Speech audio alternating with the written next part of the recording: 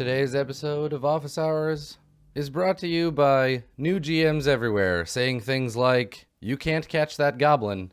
He's got 30 dexterity." I don't know. And, "Oh, you try to light a fire? You fail." Listen, as we all know, the Game Master just decides what happens and the rules don't matter, right? No, I mean, that's not entirely true. For folks who may not be aware, I'm poking light fun at my friend Krendor, who ran his very first tabletop role playing game on the weekend. I'm very proud of him. He played a game of Mutant Future. He incorporated the Metamorphica, which is one of my favorite random chaos generators to use in a game. He did a fantastic job, and it was really funny to watch a brand new GM who really just wanted to move the game along, and for whom the rules were the gentlest suggestion of how to play the game. I think it's really great watching new GMs play games, and you should definitely watch Dodger's one shot, watch Krendor's one shot, support and embrace people who are GMing for the first time, because even if they don't play with the same sort of nuance that folks who've been at this for a really long time tend to get at. There's a freedom to the way that a new GM plays role-playing games that I think is fascinating.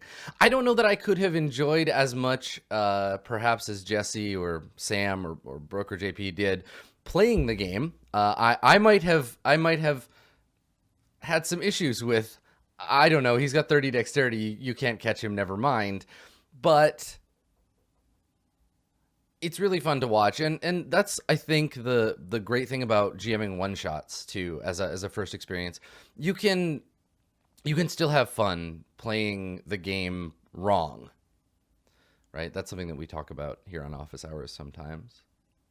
So I'm going to answer some questions today, because that's what this is about. This is Office Hours. I'm Adam Cowell. You're the audience. That's how it goes. Office Hours is a call-in GM advice show, which is to say you record your voice for me on my website at www.adam-cowell.com, and then I listen to your voice, and then I answer your question. That's how it goes. We do 3 of them every week, and this week we're going to be talking about maps. We're going to be talking about that great and beautiful artifact of the Dungeons and the Dragons. I mean, you don't really map a dragon, but we'll be talking about maps. But first, before we get into mapping, I've got a question that comes up like pretty regularly for me as a GM. This comes up a lot, and it's about spicing up your game with some new stuff, some extra game stuff, some content. Let's listen. Hi, Adam Takti here. In number of your videos, you mentioned how your games have turned more cinematic in their style, and you talk about like swirling strings in the background and some other things like that. And this got me thinking about using actual music and sound effects in games. Do you think using music and sound effects at the table adds to the experience? And do you think it's suitable to use our time to go hunting for these sound effects or music for that matter? All right. So here's the thing. So Taki is asking about music and sound effects. So this question, honestly, for me, a question about music and role-playing games couldn't come at a better time, given how close in proximity the live version of this episode, at least, comes to the premiere of Nebula Jazz, which is our new role-play show. As you might imagine from the title of the show, Nebula Jazz is a game that is very heavily influenced by music.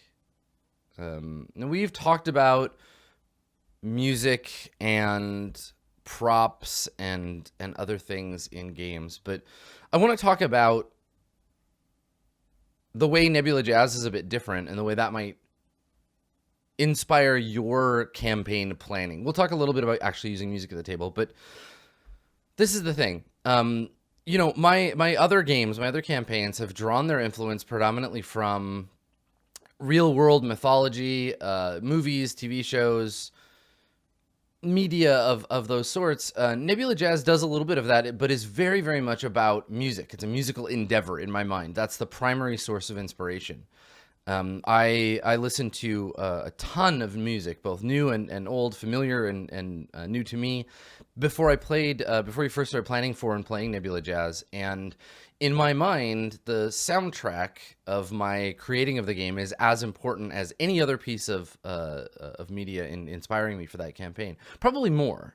And I think that there are two real ways that music and sound can have an effect in the game that you're playing. And I'm going to talk about how one works absolutely great for me and the other completely doesn't. So music as a form of inspiration for a game, as a element of your description and gameplay, and in some of the games that I run, a sort of meta commentary on the narrative, I think is the first structural thing you can do with music in a game, right? So as a game master, our role most of the time, predominantly what we do from moment to moment in game, is to describe to the players what their characters see, hear, smell, taste, and feel. Probably those last two the least of all. But we create a sensorium that is limited to the direct experience of the characters in play, and we funnel all of our creative work, all of our inspiration, all of our prep into the heads of our players by way of the character's sensoria, right? If I have invented a city that I would like my characters to experience, I don't describe the city outside of the character's experience. I describe what the characters see. And I affect my description based on the particulars of that character. You don't describe what a blind character sees. You don't describe what a deaf character hears. A character who is viewing the world in dark vision sees things in black and white. You would describe the color of a monster who's being seen in dark vision. We fine-tune these things to the characters, right? Generally, the idea of describing anything that the player's characters can't see or can't experience violates that protocol, that given sensoria creation method of the game master, saying to the players, while your characters are here, this other thing outside of their understanding is occurring, technically violates most role-playing games' authority structure. It's not a thing you tell the players, because why would they know what their characters don't? Now, we've talked about immersion, we've talked about the meta, we've talked about all of those things before, and I think that this intersects with that. But in terms of music, in some of the games that I've run, Nebula Jazz, Balance of Power, Burning Wheel, and Apocalypse World for Roll20 Presents, we've discussed and described the idea of a sort of omnipresent soundtrack for the game. And I've done this in one of two ways. First, by naming the kinds of songs that might serve as themes for characters and episodes, and inviting the players and the audience to do the same for their characters or for moments in the game. And two, by describing the instrumentation of that imaginary soundtrack in the same way I would describe something that are the part of the character's sense experience of the world. So in this way, I'm able to lend a kind of cinematic quality to a game and give the players themselves an outside their character sense of the reality of the narrative. I'll often change the pronouns that I use when I'm describing elements that are out of character, but still within the sort of pseudo-fictive space that we're describing. So compare and contrast. At the end of the hall, you see your enemy, Duke Rogar, right? Typical, standard, your character sees this thing, you see your enemy, Duke Rogar. Versus, we see a long panning shot up the hallway to where Duke Rogar sits. The low, sinister bassoon of his theme music begins to swell in the soundtrack. And at one point, you might wonder, why not just use real music and play it at the table? And yes, right, you might be correct in assuming that to be a clear and obvious choice, but let's talk about why it isn't, right? Like, why not just play that low, sinister bassoon? I feel like at this point, I wouldn't, right? Like, I wouldn't do that, and I have reasons, not just because I don't want to, and there's lots of them. But we're going to talk about me for a minute, and then we'll get to you and your table and what you might do with music. But for me, the reasons not to use actual music and sound effects are as follows. This is why I don't do it, and people ask me this all the time. So first and foremost, I feel like I've already got my hands full just game mastering, right? Do you really need more to do at the table besides managing the mechanisms of the game, thinking about the ongoing character interactions, thinking about the world, managing whatever tools the GM has in the game that you're playing, fronts, countdown clocks, whatever, assigning difficulty to things, remembering what the players, all 4 or 5 or 8 or 10 or however many you have, are trying to do and what they want, getting everybody's appropriate spotlight time. Like, game mastering is a big job. And for me, there are situations where I'm doing that and production as well, where I'm switching scenes, I'm keeping an eye on the clock for time. Having to know what song to queue up when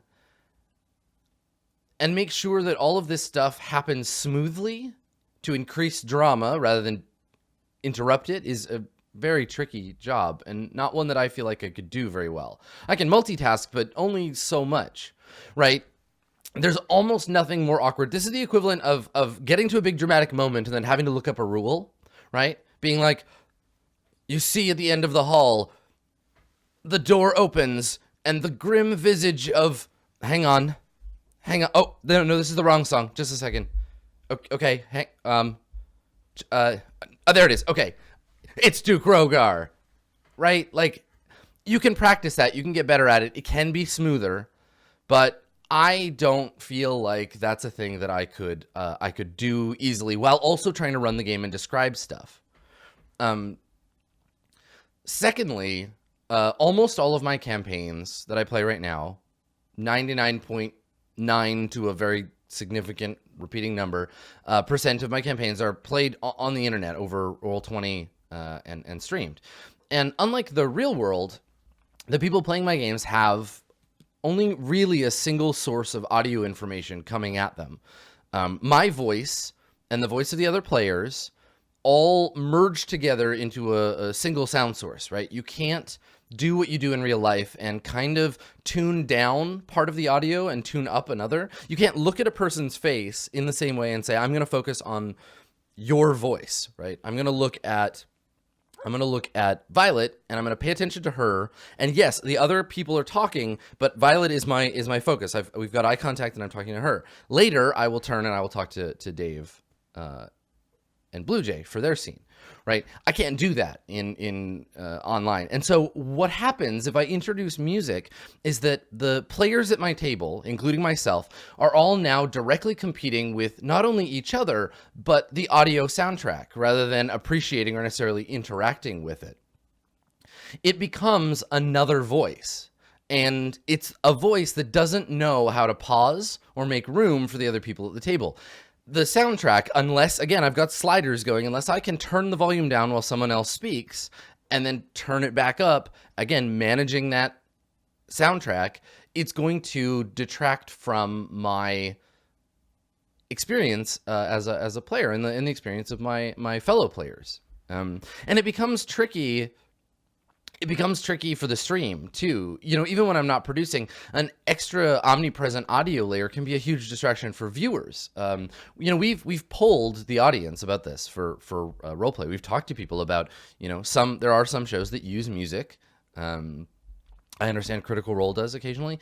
And a lot of folks say the exact same thing. They say, if audio was added to the stream, I'd have a harder time concentrating. I already have a hard time focusing on individual voices as part of a single stream. You know, we strive to shut up when other people are talking, but there can be crosstalk, and having audio on all the time creates massive crosstalk. And if you're streaming a game, as I do, and as many of you also do, copyright is a bullshit problem, right? I'd love to be able to say, as the gangsters emerge from the casino, whah, you hear this song, and then play it for everybody.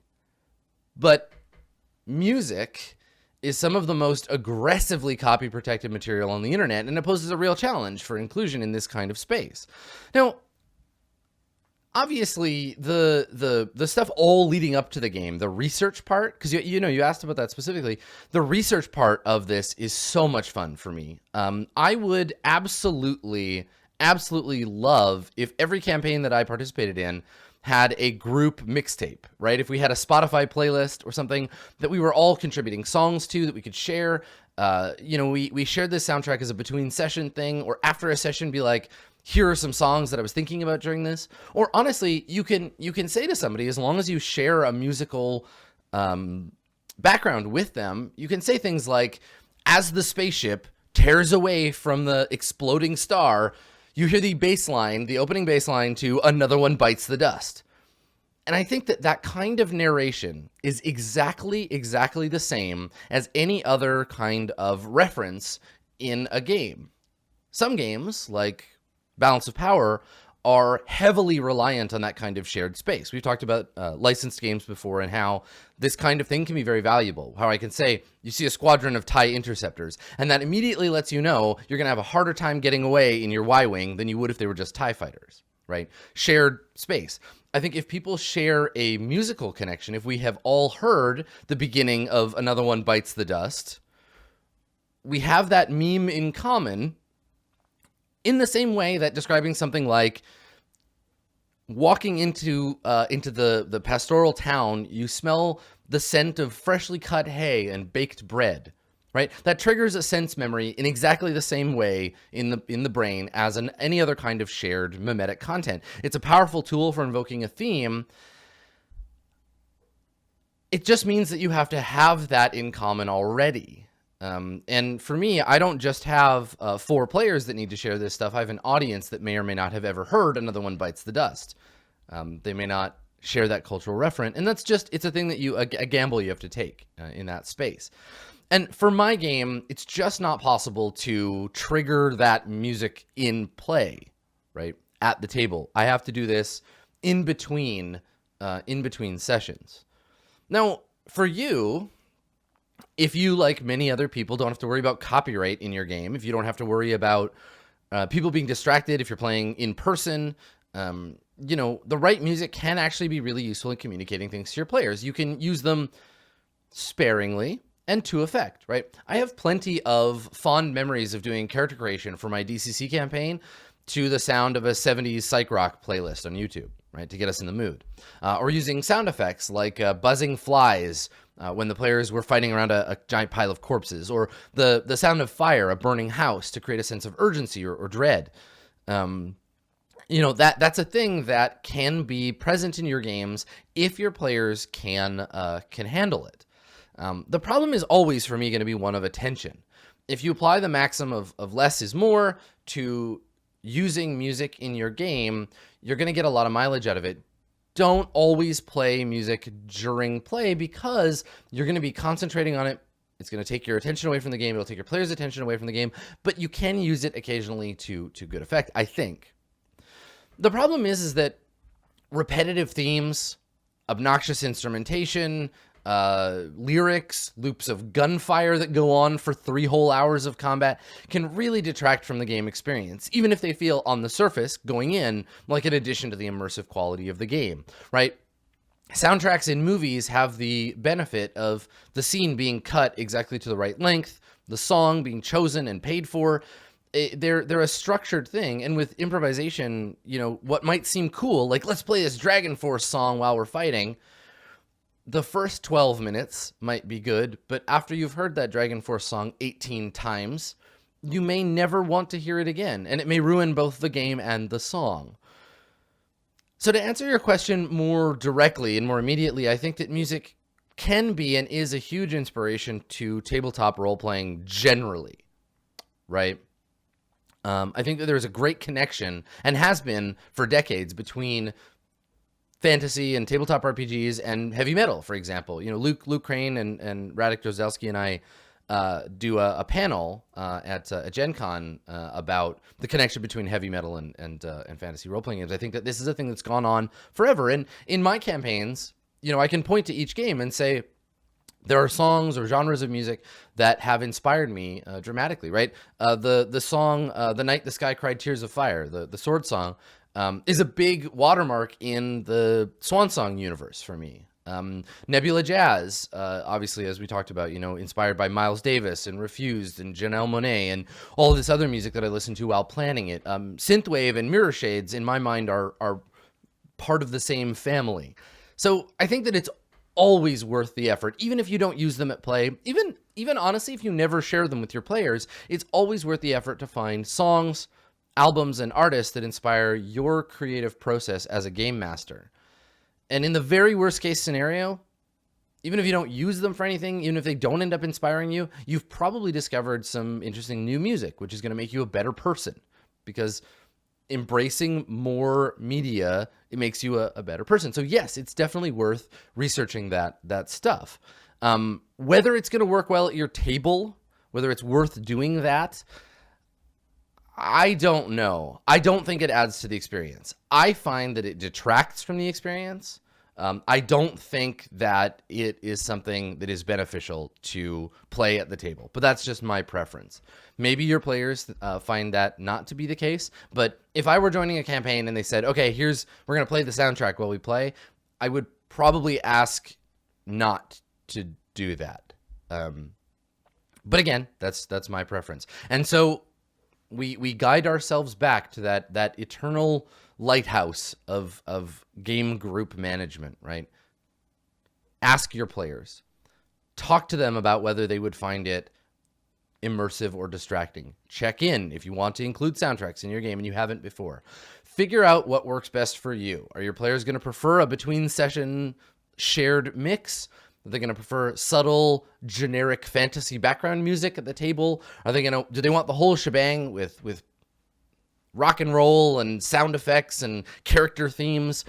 And can you handle that as a game master? Ideally, what I would love if I were to do this would be to have my own DJ who knows the game, who knows the campaign, who knows all of the characters' themes, who knows the themes of the NPCs, and whom can read my mind well enough to know, oh, Adam is describing the lead up to the arrival of the Imperial fleet. Better cue up the Imperial fleet music. I need my own tabletop role-playing game DJ. I wonder what Wheat's up to.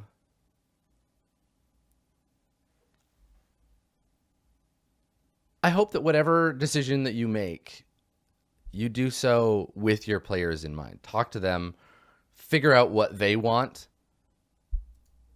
and go from there.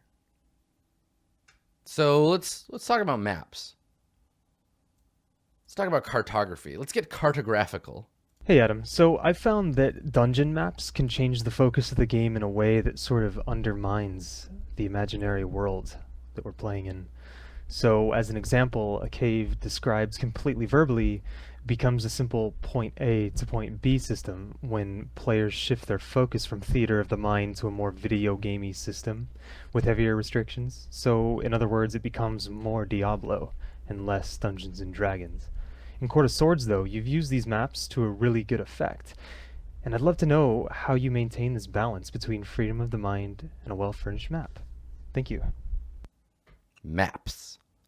So in this case, we're talking about particularly, and I'm gonna expand the question a little bit to refer to maps at large, but what I think Rudo is asking here is dungeon maps in an exploratory sense, not just in a Final Fantasy roll initiative, blurry screen, here's the combat map, but we'll talk about that a little bit too. But what Rudo is asking about is dungeon maps generally. So like the current arc of Court of Swords, I've designed a dungeon map that I'm allowing the players to wander around in using the Roll20 interface, right? It's not just, I'm going to describe this map to you from my notes. It's, here's the map, you are in it. You are in it and you can wander around and move your tokens and it's on the table. The metaphorical table, the virtual table. But we're going to talk a little bit about generally the way that maps interact with the sort of mindscape that players develop while playing a game. Generally, people think of two ways of play when it comes to Dungeons and Dragons, particularly, but role-playing games overall. There is the tokens and terrains approach, in which we have a map on the table with pieces representing various things. We move them around according to the rules of the game. And then there's the theater of the mind approach, which is so... theater of the mind. I hate it. I hate it so much. All role-playing games are an experience of imagination, whether you use maps or not. Point being, these two are part of the false binary of tabletop role-playing games, right? There's no game that I can think of that demands 100% of one or the other. If it demands 100% map-only play and no imagining, you're playing a board game. And if it explicitly forbids you ever visualizing anything, you're probably LARPing. So in tabletop role-playing games, I can think of no edition, even of Dungeons & Dragons, save maybe 4th. I think 4th might do this, that's ever demanded dungeon maps as a player interactive object. Certainly, 4th edition encourages it, and 3.5 and 5th, while they don't require that you have a map on the table at any point, they certainly play easier in certain places when you do. But Dungeons & Dragons as a thing is definitely among the most egregious map-related prep exercises of our hobby. Thinking on it, I can think of very, very few games that actually do require the implementation of some kind of terrain or battle map. I want to say Iron Kingdoms, the War Machine game, requires that you play with minis because, duh, of course it would. But don't quote me on that. I might be wrong. So there are games that absolutely work better with maps, at least in combat. But I think the core of the question here is that, and Rudo is absolutely right, that giving your players some kind of map set down in front of them with tokens or whatever on it changes how they interact with the imaginary fictional space. What we want, ideally, as game masters, is for encounters to take place first and foremost in the minds of our players. For us to say to them, you find yourself in a long corridor, about 60 feet to a side, whose walls drip with slime. And at the far end of your vision, slightly blurry, coming towards you, you see a hulking creature, like a bipedal insectoid, huge and imposing, lumbering down the hallway, picking up speed. What do? Right? That's what we imagine role-playing games are like. I've just role-played with you. What do you do, players? Right?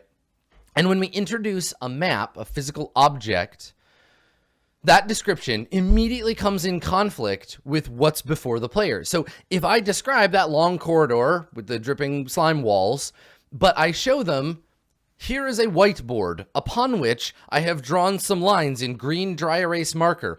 Also, that penny is you. Those nickels are your hirelings. This eraser over here, this is the monster. You've now created this great and epic battle of pennies versus eraser, and it can be jarring and override your imagination. It can short circuit that experience for the players, because for some players, they are visual learners. Their acuity comes not from listening, but from envisioning. And once you give them something to look at, it might override that envisionment. It actually works a lot like this. So I'm gonna say a name, and I'm gonna give you a second, and you think about what this name means to you. All right. So when I say Frodo Baggins, what comes to mind?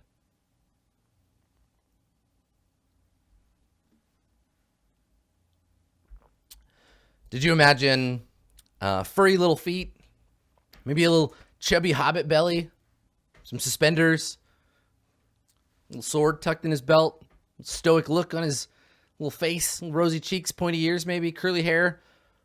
Is that what you imagined? Or did you imagine Elijah Wood? You imagined Elijah Wood, probably, some of you at least. So battle maps or dungeon maps, like Elijah Wood, can be real pretty to look at, but they're a stand-in that can, in the minds of some players, erase the fictional reality of the thing. Because what if the Frodo I'm imagining is not Elijah Wood? What if I was imagining my childhood impression of Frodo from reading Lord of the Rings. Now we have a disconnect between what I'm imagining and what you're imagining, and that can be problematic for role-playing games because the whole exercise is about a shared imaginative space.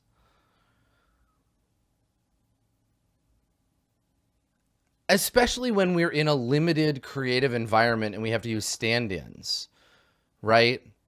We may not be playing currency and stationary. We might be better than that. But even so, a miniature that's 85% what I'm describing is still 15% not what I'm describing. Think about every time that you've used minis at the table and have not made the character to match the mini. How often do you have to say, cool, this is what my character looks like, except I'm using a scimitar and not a longsword, and I have green hair and not blue hair, right? For me, personally, in my campaigns, this is less of a problem, right? Certainly not a complete non-issue, but it's less of a problem for me because I'm that spoiled kid who gets to have all the cool minis in the terrain. As GM for Roll20, I have the entire marketplace at my fingertips with hundreds of maps and tokens to play with. I got all the toys. So it's great as long as I'm taking one of two approaches. I'm either designing things from the tokens and maps I have available, which I've done, right? I've definitely been in this position where I've said, okay, I don't have a miniature that represents this particular thing, but I have something close. So instead of using Zvarts, I'll use goblins, right? There are places where as a GM, you can tailor your campaign to the tools you have available to you. This is kind of the same as giving NPCs accents that you know you can do. You're tailoring your game, you're tailoring the characters, you're tailoring the experience to your skills and tools as a game master. Or, if you're lucky, you can find a more or less exact token or map for the thing that you want. I think that introducing mapping to the game bends not only the player's understanding of the world, but it bends your understanding into a space where you're using what you have available to play. And this can be good if you have a big library or you have tools that are flexible, or you, curse you, can draw your own stuff, you sorcerers. If you can do that, great. But it can be a problem when you've only got 10 or 12 or whatever tools available to you. Say you've got some forest maps, and you've got some sewer maps, and you've got some dungeon tiles, and you're going to end up in a position where you're Dragon Age 2, right? And your players are like, wait a fucking second. This cave in the hills is exactly the same as the cave by the shore, but you've turned it 90 degrees. Hold on, this sewer is the same as the tunnel that we fought the dwarves in, but now it's upside down. Right? You're going to get called out on that right quick. And unfortunately, the space, even between full color available digital token and the human imagination, can be a huge gap sometimes. Especially when you're trying to make things that feel unique. You want to create a world that isn't just generic fantasy. You know, I mean, seriously, like all I wanted was a sexy half-drow lumberjack. Is that so much to ask? I don't think it is. But that's the constraint. Human imagination and the things other humans have imagined, drawn, or sculpted, that there's a gap there. And so as a GM, you have to acknowledge and recognize that gap when you're playing with maps at the table. So why even use maps at all? Why not just theater of the mind this shit like real D&D badasses with imagination so fucking swole it's just out of this world, right? Because that's what we should be doing. Fuck maps. We don't need maps. I can describe everything in minute, perfect detail, but still be concise because I'm the greatest game master in the world. No, it's not that. That's not how it works. Maps and tokens give us a spatial understanding of the world our characters occupy. And in a game like Dungeons and Dragons, clarity is a necessity for fairness, right? Say that again. Clarity is a necessity for fairness. How many times have you either experienced or seen experience in another game that moment of, I thought I was somewhere that I'm not, or the GM thinks that you're in range of a thing, but you thought you weren't, or, well, I wouldn't have done that if I had known he was standing there, right? I gotta say, it's a little disingenuous of 5th edition to pretend you could do a whole campaign without a map and never get into shitty arguments about, I don't know, attacks of opportunity. At the very least, trying to be fair about this requires the exact right group and a strong argument about how to, or agreement about how not to argue about this stuff in advance, right? To sit down and to talk with your players and to say, we're not going to use maps. And when these kinds of conflicts come up, we will roll, or we will use these rules that I have created or that the game has posited to avoid these things. So we use maps to give us a sense of what is where, when it matters, and we decide as game masters and players when it matters. And a thing we can do is use them sparingly, only when they would clear up what otherwise would be unclear. Right? No matter what you do, your maps are going to change the behavior of your players. It'll give them a thing to look at that immediately becomes a competing representation of the world that you're creating, and hopefully your description is better than a whiteboard with some green lines on it. But there's no two ways around the fact that some player will not remember that Umber Hulk. They will remember the eraser that they killed. They will remember that time they critically attacked the eraser with the face of Abraham Lincoln. You can design your adventures and encounters to make use of the maps and tokens that you have available. And if you're not playing in a streamed environment, don't have to worry about, again, copyright. You can scour the internet for maps and tokens that match what you want. And there's always going to be some mixture of those things, at least until 3D printing and direct mind to graphic transfer is something we can all do easily, and 3D modeling is something that anybody could do. Until then, we're going to have to bend our ideas of the world around the physical tools that we use. We're at the mercy of those sorceress artists. But thankfully, there are a ton of resources out there, free resources and paid resources. Pay artists.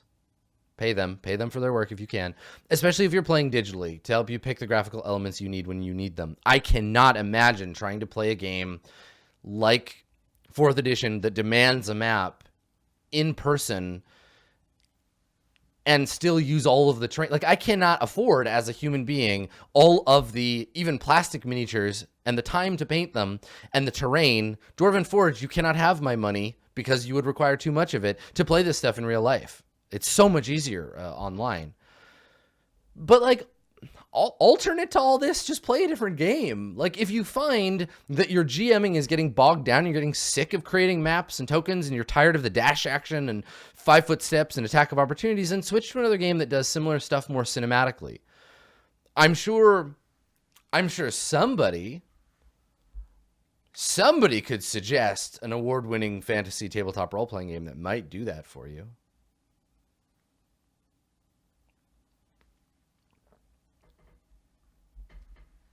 Or else play another campaign on top of the one you're already playing, right? Do what I do. Give yourself one tactical game and one fictional positioning game to even out your square-by-square vibes. I love D&D. I love square-by-square stuff. I love, you're in the dungeon, here's dynamic lighting, you come around the corner and what's that token? Let me tell you what that token is, right? I love that stuff, but I could not survive on that alone. Humanity needeth more than Dungeons and Dragons. And so I'm playing other games. You can also experiment with games that split the difference using things like relative positioning. Look at, you could play Final Fantasy, you could play Fantasy Flight. Don't play Final Fantasy. It's bad for this sort of thing. It's not a tabletop role-playing game. I know, startling. Play Fantasy Flight's Star Wars, right? Look at the positioning in that. Play Fantasy Flight's Warhammer game. Or I mean, don't do that because it's kind of a bad game, but it's an interesting example. Look at Fate. Fate uses narrative zones as a kind of map. You don't need to detail the exact squares of the zone, but you need to know there's the warehouse, there's the street outside the warehouse, and there's town at large, right? Play those games and find what they can inform you about fictional versus tactical positioning at the table. You're gonna find a balance that works for you. And despite what you may see me doing on Court of Swords, even in 5th edition, I don't think every single scene or dungeon or even every single fight 100% requires a map. I just use them a lot because I'm spoiled and I have so many to choose from. Plus, I'm being very, very hard on my players in that game. So specificity is important to reinforce fairness. Your mileage may vary. And in fact, Almost certainly does. While we're talking about mapping, let's flip-flop who's doing the maps. Let's talk about making somebody else do the maps for once. Hey Adam, if I'm running a game where exploration is important, do you think players should draw their own maps? Thanks. Austin wins the award for shortest audio clip to longest text version of the question. I'm going to read Austin's text for them. When I run games where exploration is important, I'm on the fence about whether or not to have players draw their own map. I like the air of mystery that comes when players transcribe their experience into a map, but I usually find more interest and engagement when I provide or draw pieces of a map because players treat it as a concrete tool they can use to interact with the world. I've seen you do both in your live streams. What are your thoughts about this? So this is the exact opposite of that other question, right? This is I want the players to engage. My players engage with maps on the table in a way that I really like. How can I work around that versus exploration games that require the players or might ask the players to create their own maps? And I love this. And it was so good. These questions came in right around the same time because they're in a lot of ways both related and diametrically opposed, right? They're doing two different things. So one of my favorite games in the whole world doesn't just suggest the players make maps, doesn't just suggest it, it outright demands it. In basic Dungeons and Dragons, there is a player role, not a character role, but a player role called the Mapper, whereby a specific player is given the task of mapping out each hall and room the characters pass through. You want to get some practice being the mapper? Let's do an experiment, shall we? Get out a piece of paper. It could be graph paper. It could be an MS Paint document. I don't care. I'll give you a second. Get something to write on or with. If you don't have anything handy, don't worry. It's just I'm trying to show you something. So get out a piece of paper. Get ready to draw this. All right. The hallway goes 20 feet straight forward. Then there's a 100-degree dogleg to the west, then another 40 feet in that direction on a slight downward incline before the path jinks to the south at about a 90-degree angle, then terminates at a T intersection running east-northwest. Now make that into a map. Draw that map, right? That's someone's job in basic D&D. Now, obviously, I'm going to go slowly for them, but if you're playing with veteran Moldvay players, that's how it goes. One player's job is to draw those things. It's a specific player challenge built into the system, and it exists to create a concrete thing out of what the GM is describing. This is functionally the same as if you had a player at the table, and I have been one of those lucky dogs to have had an artist at the table for some of my campaigns who was able to play the game, to concentrate, and also sketch characters, sketch scenes, draw pictures of magical artifacts through the game. It's exactly the same thing. It's someone taking what you're describing and making it into a physical, concrete object that everyone can look at. This allows the players to know better the environment that they're in over the course of hours or sessions or a whole campaign for some of these basic D&D adventures. It's really kind of a fascinating game of telephone if you think about it, because in basic D&D, it was expected that for the most part, you'd be playing prepared adventures. You would be buying things like the Palace of the Silver Princess. So in Palace of the Silver Princess, Jean Wells designed a dungeon. Someone drew it for her. Someone drew the map for her, or she drew it herself. They published that map in the adventure. And then I bought the adventure. And when we play the game, I've described the map in that adventure to the players, and they recreate it. So there's layers of dictation, right? Someone thought of it in their mind. Someone else drew it. I described the drawing. Someone else drew my description of the drawing of someone else's description of a thing in their head. It's fascinating. So in Moldvay, this is a required element of play. It's integral to how the game is intended to be executed, and it's the same as rolling a d20 to hit or dealing 1d6 damage with most weapons. You can play without it, but if you do, you're hacking the game. You're playing it by a deviation of the rules. Now, you can see this stuff in more modern games, this Moldvay imperative, in games like Torchbearer, right? Torchbearer took that same mapping protocol and emulated it by way of a character skill called Cartographer and a player requirement to write down a list of rooms visited. So in conjunction, those two things in Torchbearer create a fast travel system to move you from room to room, which is sort of a short form notes version of Moldvay, right? The player who's got the highest cartographer skill is going to write down, okay, the foyer, the fountain room, the spa, the secret chamber off the spa, the room with the snakes, the apiary. And then if you want to go from the apiary to the foyer, all you have to do is make a cartographer test. It's part of the game. In Dungeon World, we created the imperative for the GM to draw maps and leave blanks, which is primarily a GM imperative, but paired with ask questions and build on the answers, there's a semi-formed dungeon environment that allows for player creativity and spur of the moment needs to inspire mapping. The GM in Dungeon World can allow the players to contribute to the communal map by filling in those blanks, by saying, beyond this doorway, you can hear the sound of elven music. What's in the room, right? You can allow the players to do those things. But Moldvay is still really the only game that I've ever played that outright demands player mapping. Most games consider players creating their own map a potential aid, like taking notes or making drawings, but not a necessity. And that uncertainty, that you could do it if you wanted to, but you don't have to, is what leads us to your question. Because you're asking from a place where I think you want your players to do it. It's immersive for you in the sense that you want to describe things and you want to watch them as their characters interpret your description. This can make you better at describing things. I know that being a Moldvay dungeon master has made me better at describing dungeons because you have to describe things in a way that people will understand. I can describe a T intersection, the words dogleg and jink and measuring acute and obtuse hallway angles have entered my vocabulary as a result of basic Dungeons and Dragons. It's helped me get better at describing a spatial environment, and that's the thing that I am fucking terrible at. If you ever watch me play a video game, I get lost so easily. And so interacting with that physical map gives the players a sort of mini map to experience the world that you're playing in. And I think that honestly, telephone style Moldvay mapping is really best kept to games that are designed for it. Trying to port that kind of thing into another game is bolting on a skill challenge that can be difficult for certain kinds of players and can be infuriating at the table for other kinds of players who have to watch them struggle to get the map right or work out what's where, right? Because again, in Moldvay, with unexperienced players, if someone has taken on the role of mapper because they like to draw, but their spatial awareness might not be as high as someone else's at the table, you don't want to be the person sitting next to them going, no, he said left.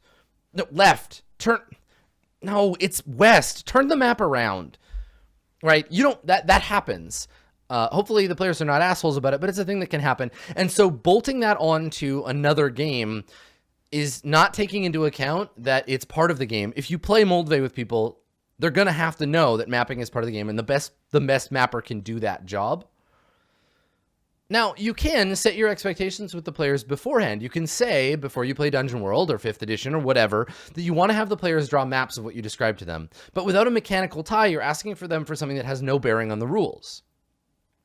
So what you can do if you want to, say you're playing 5th edition and you're like, I'm going to describe the dungeon. But instead of going like Court of Swords and giving you a dungeon and dynamic lighting your way through it, I'm going to describe only what your characters see. You have to draw it. Mechanically, if you do, here's what happens. And I think that this is a Luke Crane house rule. I think I'm stealing this from Luke. You can include something to incentivize old school mapping style in any game that has dungeon exploration. Here's what I do. If, using the map you've drawn, you can describe to me the route from any one place to another, I'll let you get there without triggering any random encounter rolls, right? Because in Moldvay, the longer you're in the dungeon, the more likely it is you'll run into a monster. But if you can do this for me, if you can say, all right, so to get from the chapel to the torture chamber, we go south 50 feet, then we turn to the left, we go 70 feet there. There's a locked door, and that's where Brognar broke the door open so that it's hanging off its hinges. We go through there, we go down the stairs, and then the torture chamber is the second door on the right. If you can describe that accurately using your map, wicked.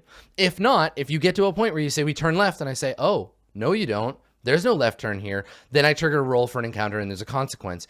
And it essentially means that player skill at drawing the map translates into fast travel. And I think you can see where Torchbearer has its roots. I have to imagine that this is something that Luke and Tor talked about, translating from old school to Torchbearer.